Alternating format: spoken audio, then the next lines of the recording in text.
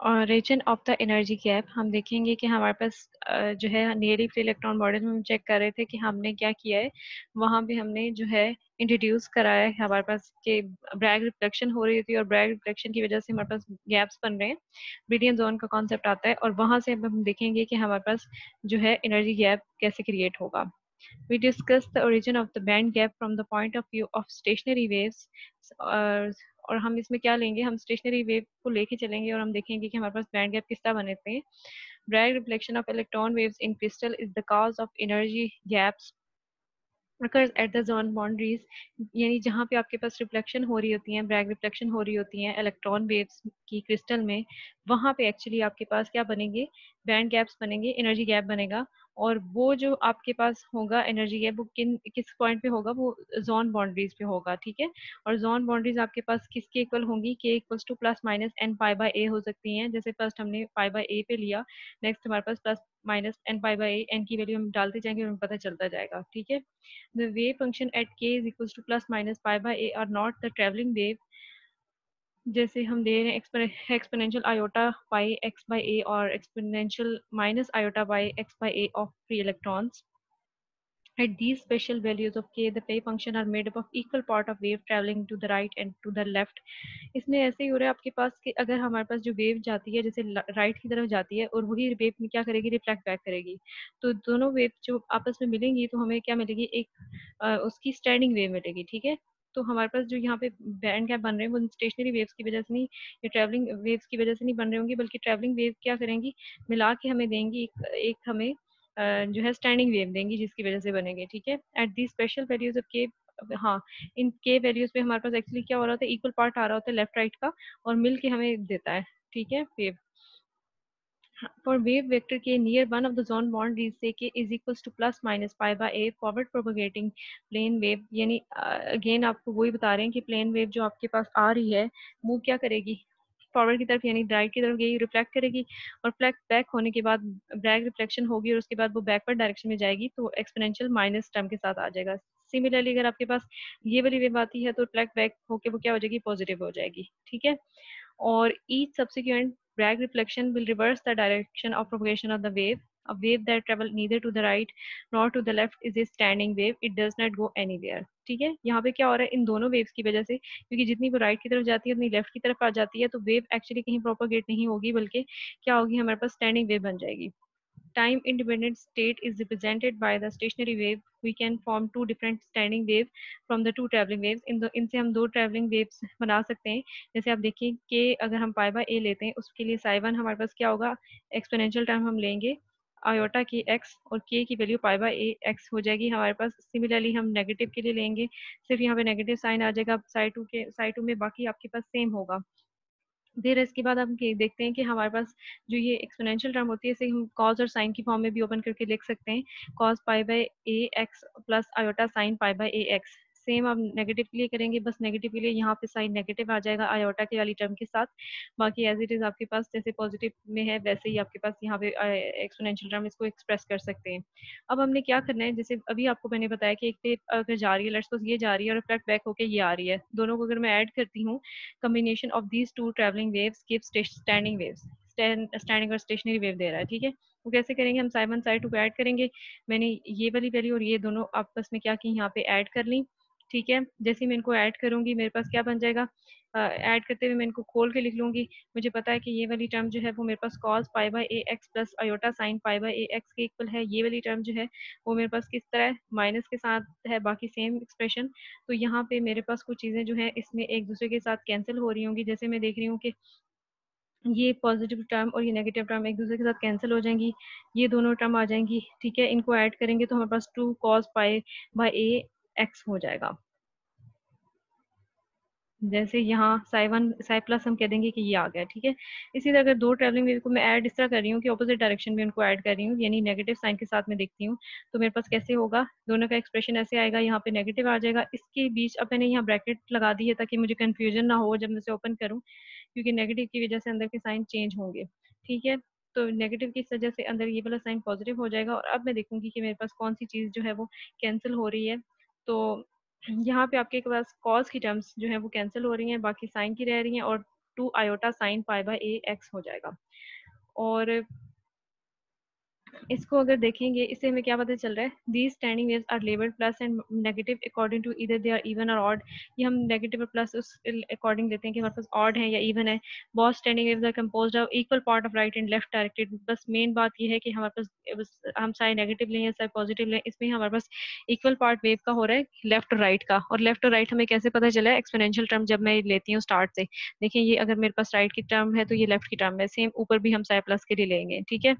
These two standing waves, psi plus and psi negative, pile up electron at different region, and therefore the two waves have different values of the potential energy in the field of ion of the lattice, and this is the origin of the energy gap. यहाँ से हमें ये भी पता चल रहा है कि जो हमारे पास साई प्लस है और साई नेगेटिव है, ये इलेक्ट्रॉन को इकट्ठा करेंगे, पाइल अप करेंगे, डिफरेंट रीजन पे करेंगे, एक साथ एक ही रीजन पे नहीं करेंगे बल्कि डिफरेंट रीजन पे करेंगे, ठीक है। अब डिफरेंट रीजन करने की वजह से हमारे पास क्या होगा, पोटेंशियल एनर्जी डेवलप होगी या पोटेंशियल डिफरेंस होगा, और यहाँ से ही हमारे पास बैंड गैप का कॉन्सेप्ट आएगा, ठीक है। और फिर हम लिखते हैं कि हमारे पास प्रोबेबिलिटी डेंसिटी ऑफ पार्टिकल वो क्या है, साई स्क्वायर है फॉर प्योर ट्रेवलिंग वेव हम लेते हैं। इसका मतलब होता है कि वो 1 आती है और चार्ज डेंसिटी कांस्टेंट है, लेकिन एक्चुअली प्लेन वेव में ऐसा होता नहीं है लीनियर कंडीशन के केस में। पर स्टैंडिंग वेव हम लेते हैं, अगर हम कहते हैं कि इसकी साई स्क्वायर है, तो अभी हमने फाइंड किया कि साई प्लस जो होता है वो कॉस की टर्म कुछ होती है, तो कॉस के टर्म कुछ आ जाएगी क्योंकि प्रोपोर्शनल होगी हमारे पास प्रोबेबिलिटी। और इस बात का क्या मतलब होगा, इसका मतलब होगा कि हमारे पास इलेक्ट्रॉन्स यानी नेगेटिव चार्ज पाइल अप हो रहे हैं, ठीक है, on the positive ion core जो है वो के पास चार्ज हो रहे हैं, let's suppose x equal to 0 पे, ए पे, 2 ए पे, और where the potential energy is lowest, जहाँ पे पोटेंशियल एनर्जी कम है, ठीक है। और फिर उसके बाद आप देखते हैं कि आपके पास पिक्चर को देख लेते हैं, फिगर को हमारे पास क्या है। जैसे यहाँ पे आप देखें, ये हमारे पास आयन कोर्स हैं, ठीक है, ये क्या है, आयन कोर्स हैं डिफरेंट। और यहाँ पे आप देखेंगे कि आपके पास यहाँ पे वो इलेक्ट्रॉन जो है पाइल अप होना शुरू होंगे, जहाँ पे ये पॉजिटिव आयन कोर्स हैं, और ये साई प्लस वाले केस में होगा हमारे पास, ठीक है। और साई नेगेटिव के केस में ये बीच के एरिया में आ जाएगा, साई नेगेटिव के केस में, ठीक है। इसके अलावा हम इसकी अगर एक दूसरी फिगर देख लें तो वो भी हमें यहाँ पे पता चल रही है। ये एक आयन कोर से दूसरे आयन कोर तक का डिस्टेंस हमारे पास क्या है, ए है, लेटेस्ट कांस्टेंट वाला डिस्टेंस है।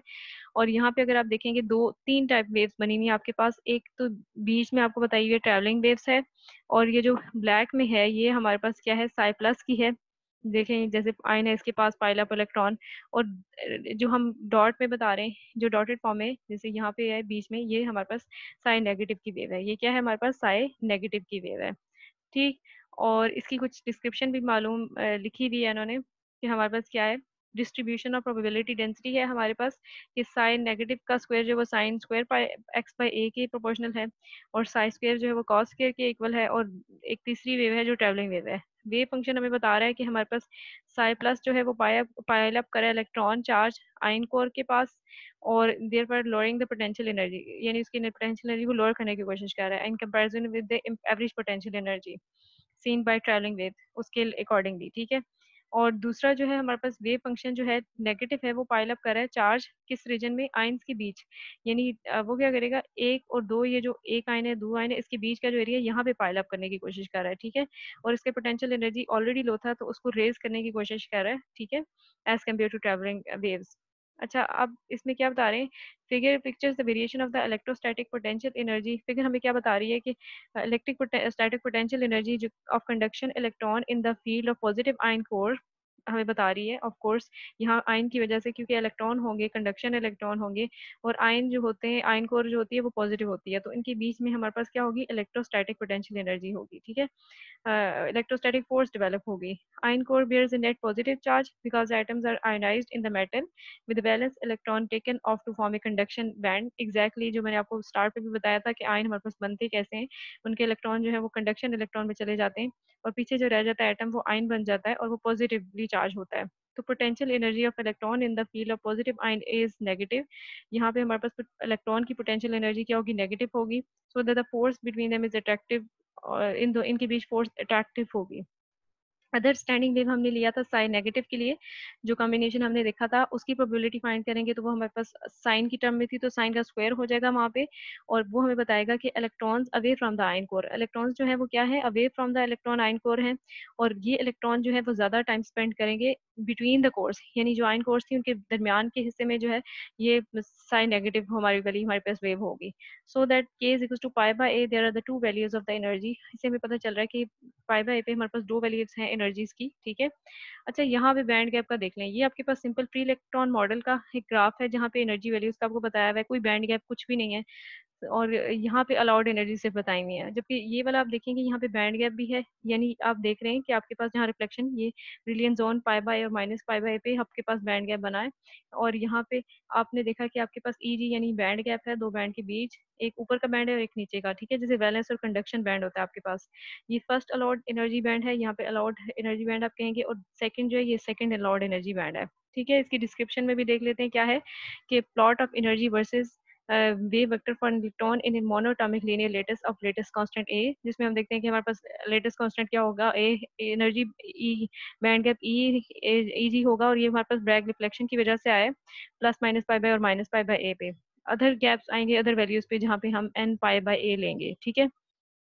फॉर पीरियोडिक पोटेंशियल हम दे रहे हैं कि पीरियोडिक पोटेंशियल की बात हम लॉग फंक्शन में देखेंगे, लेकिन अभी के लिए हम कह रहे हैं कि हमारे पास जो ये आयंस कोर्स हैं और इसकी वजह से जो पोटेंशियल डेवलप है वो पीरियोडिक होगा, क्योंकि लेटेस्ट एटम भी हमारे पास क्या है, पीरियोडिक है, तो इसका पोटेंशियल भी हमारे पास क्या होगा, पीरियोडिक पोटेंशियल होगा। और हमारे पास ये किस फॉर्म में आ रहा है, वेव फंक्शन प्लेन वेव की फॉर्म में आ रहा है, आई एटा के डॉट आर, ठीक है।